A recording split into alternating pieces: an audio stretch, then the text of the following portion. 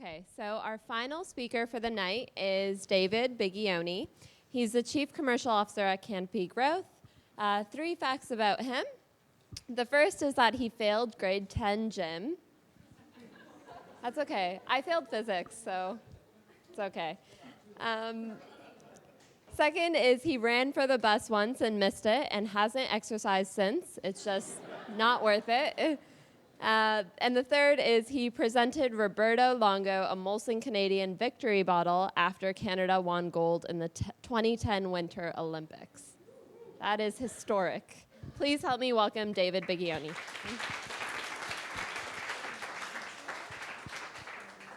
Thank you so much. What a pleasure to be here. A lot of fun so far. And thank you to Alex and Jay for kicking things off. So engaging, they just draw you in. I feel like there's a high expectation on what to kind of deliver here. So when they first reached out to me, when Mike first reached out to me, I said, no, I don't have any failures.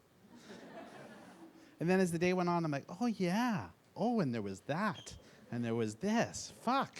Right? So it all works and it all hangs together. So for introduction purposes, David Bigioni, the Chief Commercial Officer at Canopy Growth.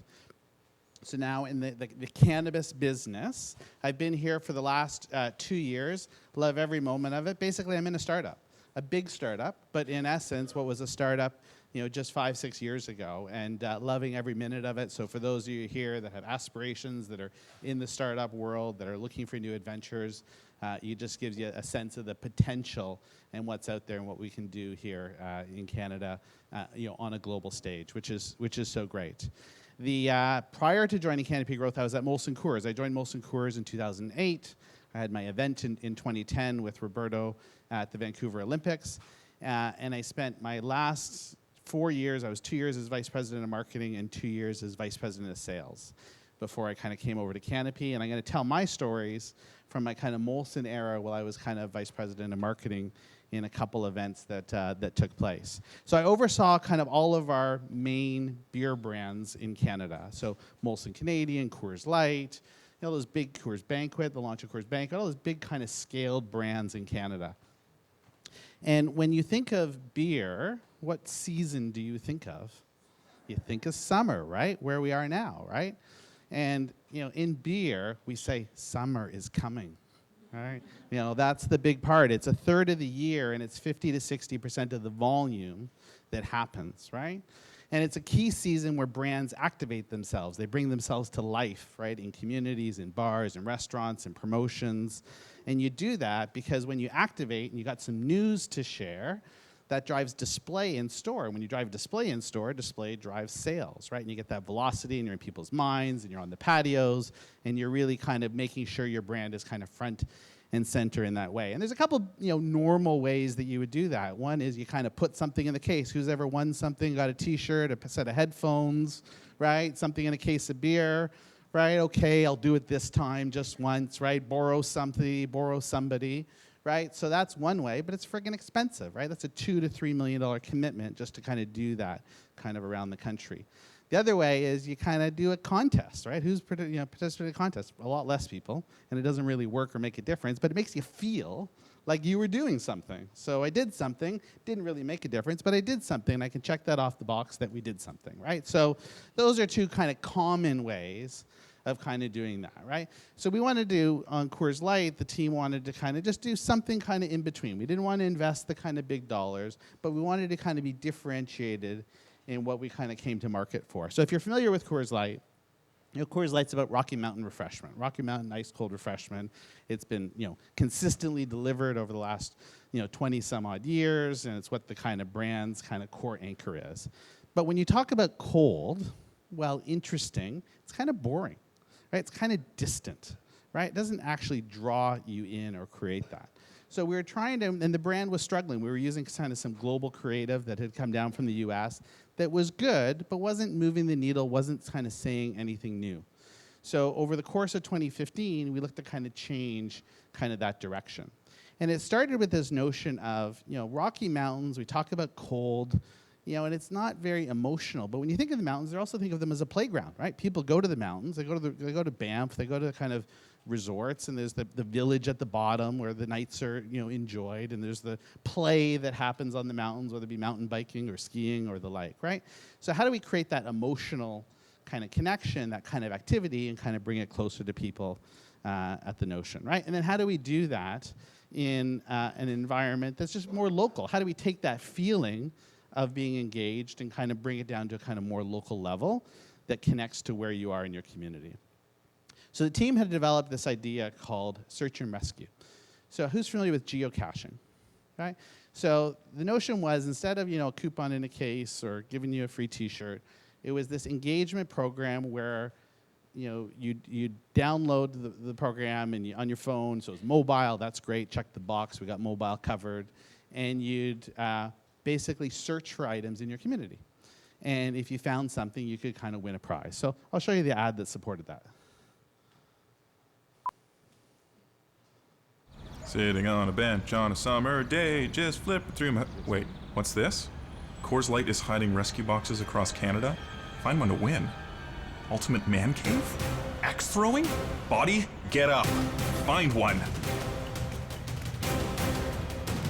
Think like a box, think like a box. Leaf, leaf, leaf, leaf, twig, leaf, leaf. Smell that nose? We're getting close. How many marketers in the room? Rule number 17 of a marketer, always bring your own speakers. All right?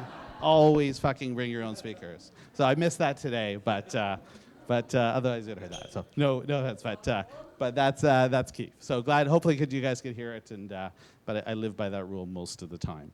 So not bad. I'm not saying it's the best thing in the world. I'm not saying that it's kind of change heads and change the trajectory, but hardworking kind of met the brief.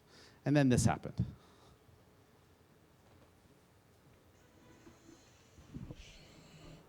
John Northcott has the details. This one has people talking. John, what happened here? Indeed, yes, tapped into a lot of public anger, blowing the froth off any campaign that they were trying to get underway for sure. This is now a major intersection. Folks in Toronto will recognize Dundas and Spadina, busy at the best of times, but especially at rush hour. And whoa, is it ever even busier when someone finds a suspicious-looking briefcase and phones authorities. Police, fire, emergency, everybody there on the scene. This is what they were looking for, and this is what they found. This is a briefcase from Coors Light. It's part of their Search and Rescue national campaign.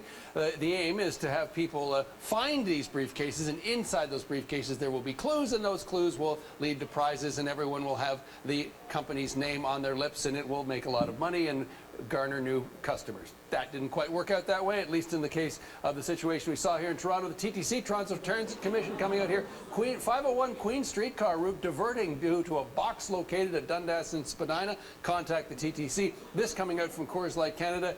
Sincerest apologies for any disruption this has caused. We are contacting appropriate people immediately to fix the situation. And worth noting, later they came out and said the campaign, such as it was, has been discontinued. It doesn't help those stuck in traffic, that's for sure.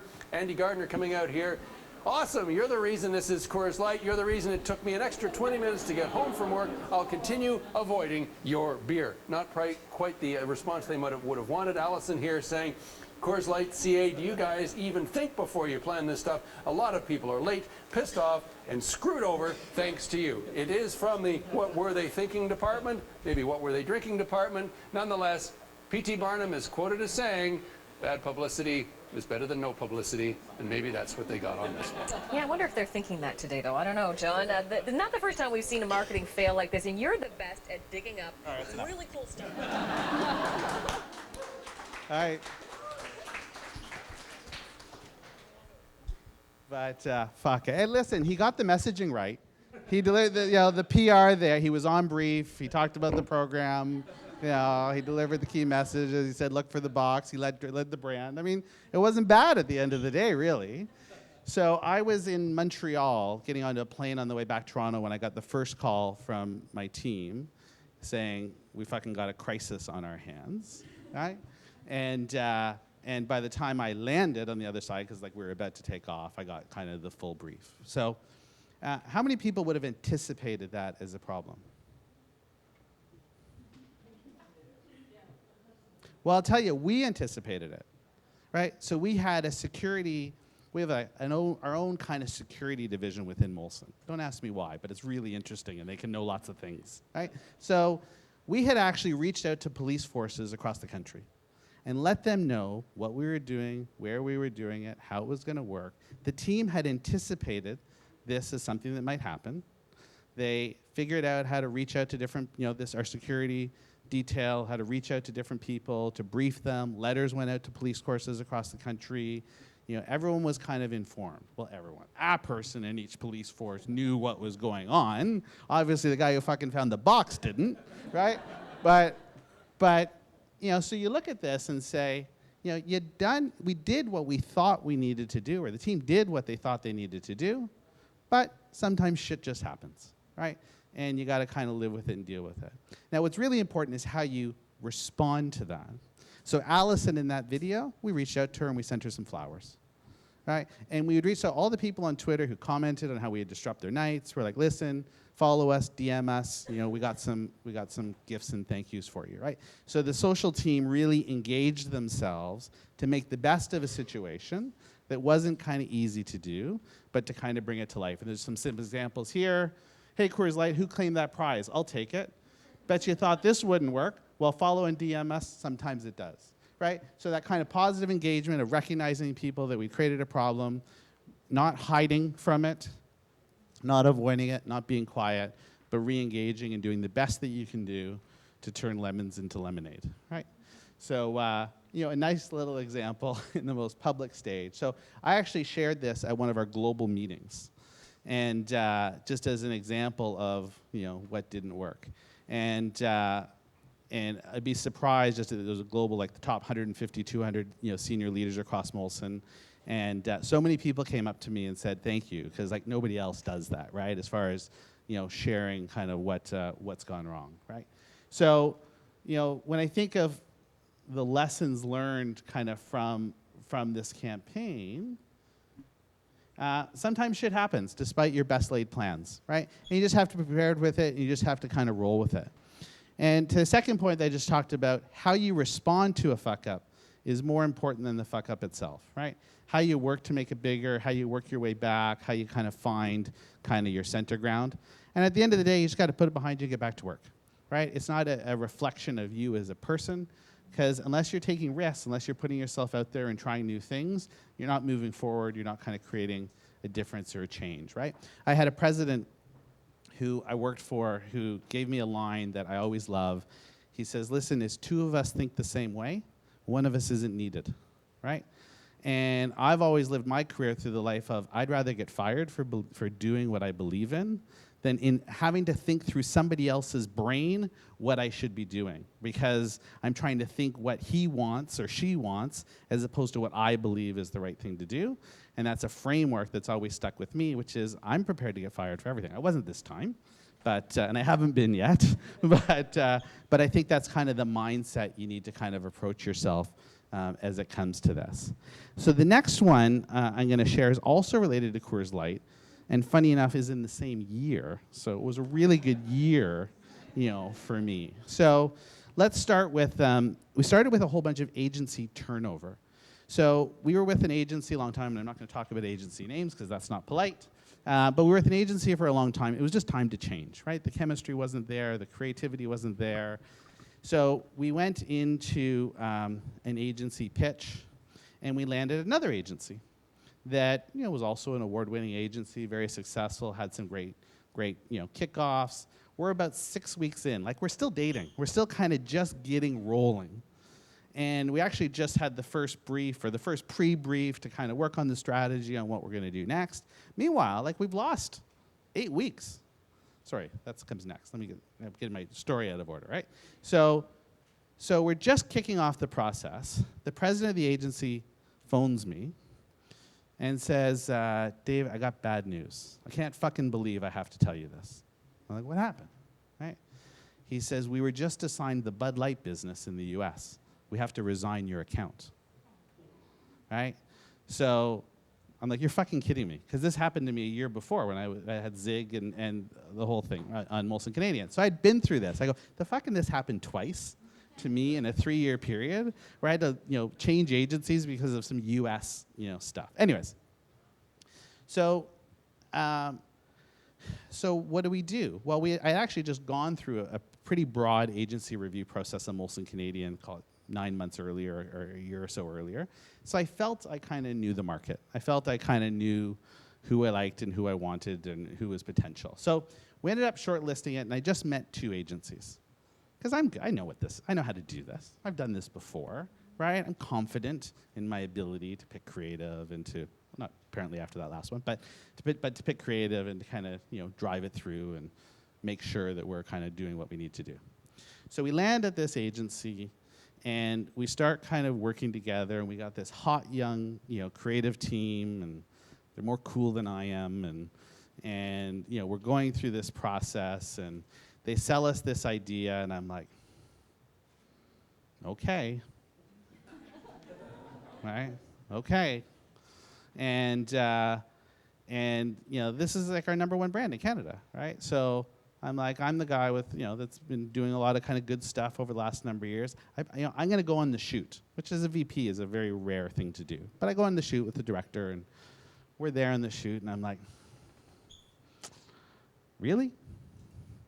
And we get to this one scene, and it's these people kind of walking through, a rain night kind of thing, like they're coming back from something. And I'm just looking at it and I go, there's no energy. What's in my mind and what's in the creatives team's mind is completely different. This fucking isn't going to work. And I'm on the shoot. At least it's not going to work in my head. But these guys, they know what they're doing. So we get back, and we edit a spot that looks like this. They went here.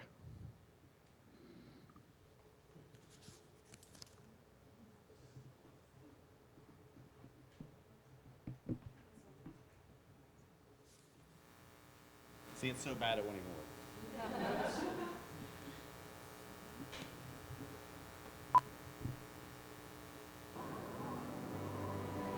Hey, we're the Coors Light Brewing Company, and we believe the more you say yes to adventure, the more fun you'll have.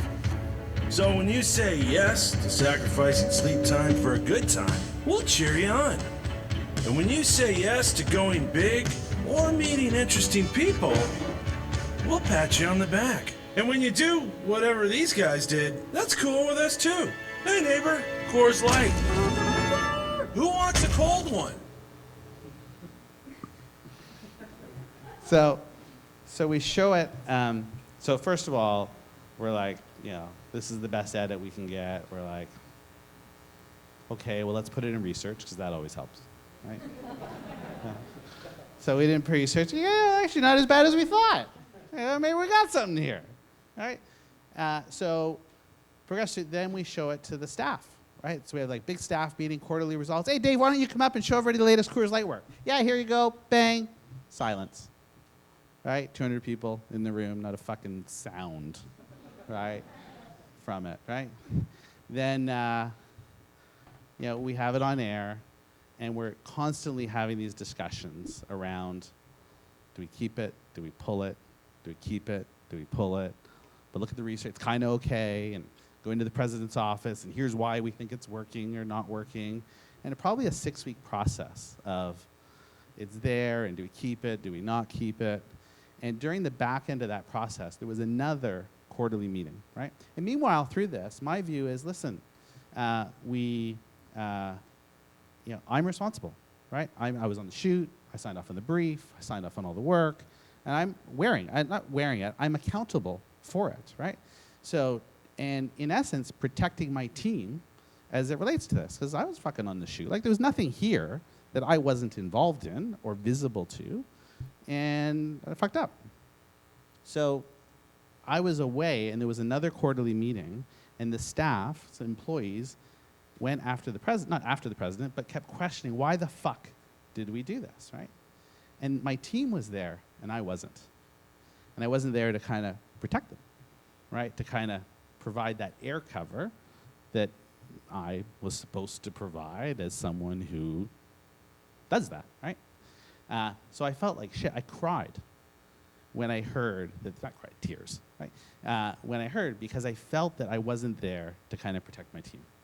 And that was important, right? And so that's kind of this story. So lots of lessons from this story. And how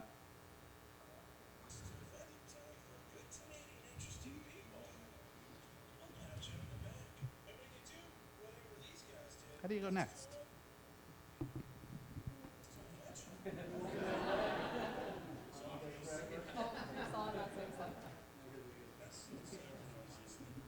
There we go. All right, so we did these three. So what were my takeaways or lessons learned from here? So my philosophy is, we briefed it, you sold it, we bought it, it's ours, baby. Right? I can't blame you, you can't blame me, we fucking got here together. Right? And we're gonna kind of deal with this together, right? So my feedback to the team after this was, listen, dust yourself off, get back on the horse, right? That's what we do. This shit happens, get back on and get going, right?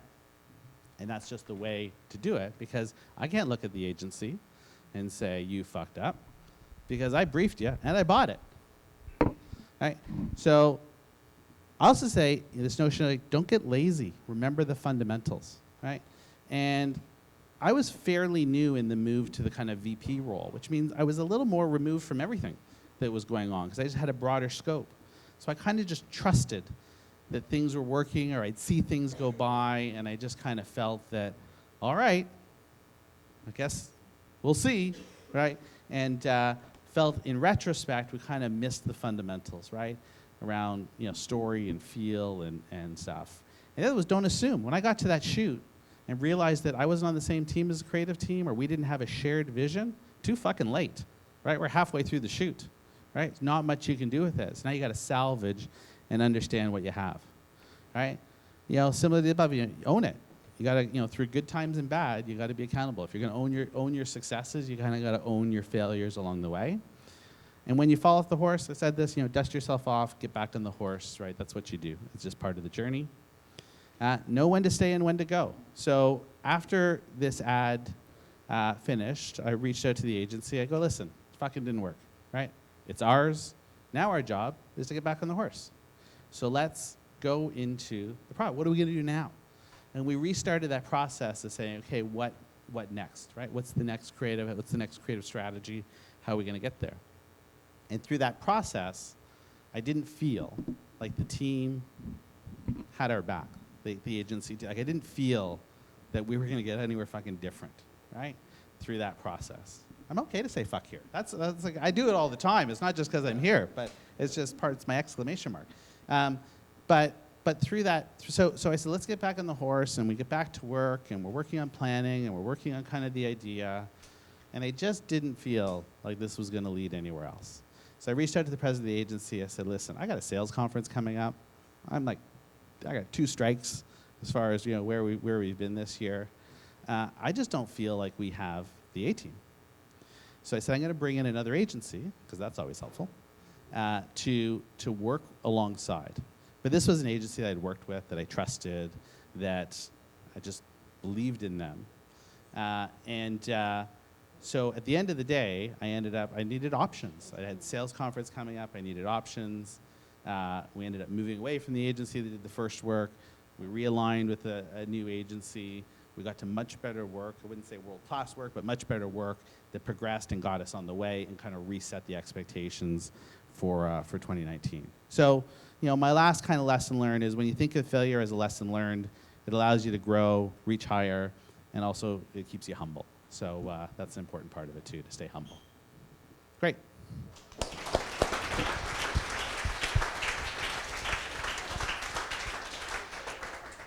Thank you, David, for ending it off on such a positive note. Thank you for your time. I think the thing that's going to stick with me personally is the most important part of a fuck up is how you respond to it. So thank you for that. We are open for questions now. Yeah.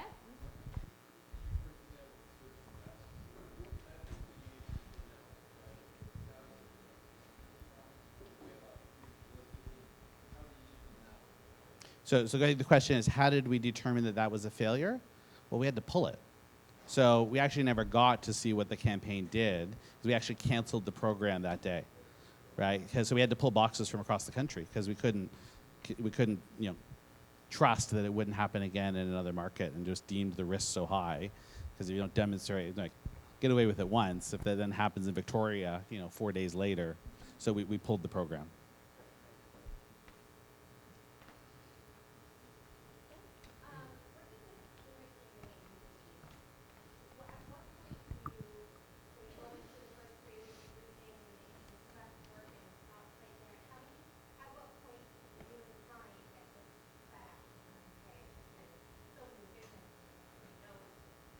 Yeah. I actually spent 5 years agency side, so I feel like I'm a pretty pro-agency person as it relates to that. I have a lot of patience as long as there's progress. So I'm very happy if a meeting goes backwards, if we learn something that's going to put the next meeting kind of forward. And it's a windy road, right? The creative process is a windy road. So I think you have to have some patience, and you have to have some flow, and you have to have some feel, but it starts with trusting the people kind of in the room, and because you're at war together, right? Like this is like, a hockey team, right? And these are the people on the ice, and everybody's got to play a role, and you're not going to score in every shot. You're not going to kind of drive everything, but you need to be winning more than you're losing. You need to be learning. You need to understand where your weaknesses are and kind of strengthening it. So it all comes down to just fit and culture, right? And where I really appreciated that was when I did a brand review, and we met 7 agencies over the course of a week. And what really caught me through that exercise is what I would have said on paper in looking at work or stuff or brands that I admired or aspired. In my head, I had agency B, right? It was the worst meeting of the 7. And it really just comes down to culture, right? And fit, and do you feel like there's a connection that I want to go to war with these people? And once you decide you want to go to war, then you're in it, shoulder to shoulder through the process, and you got to learn along the way, right? So, yeah. Good.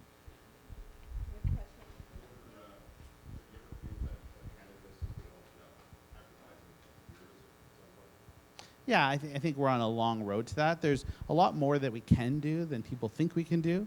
So we're quite active in the space, and we just need to do it in an age-gated environment, and that will change over time. What will be interesting is what happens in the US over the next little while as that market continues to open up across both CBD and THC. But in essence, the way I describe it to the team is like, the tighter the box, the more you need creativity to unlock, those ideas, because you got a much tighter box to play in.